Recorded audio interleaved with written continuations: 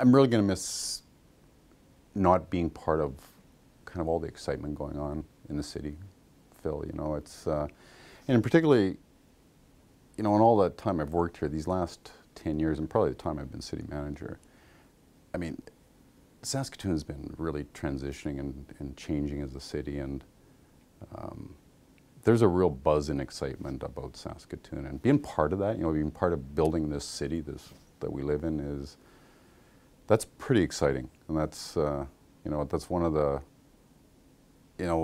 things about being city manager, actually being a city employee, period.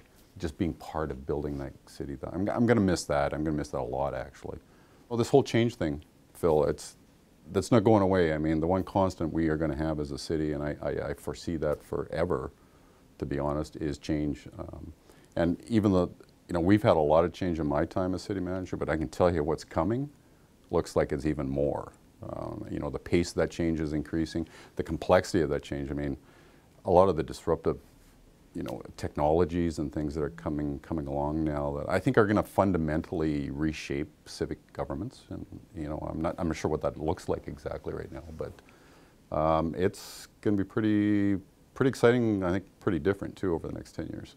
The labor disruption that we had in 2014, that was a very difficult time for everyone, and you know, I never wanted to see that get to the point that it got to, where, you know, we had our employees on the picket line. That was a difficult situation, both for them and for us. And you know, whether or not it was a bad decision, I don't know. I regret it ended up the way it did. I was always hopeful that we could have got to a more collaborative solution and approach to that.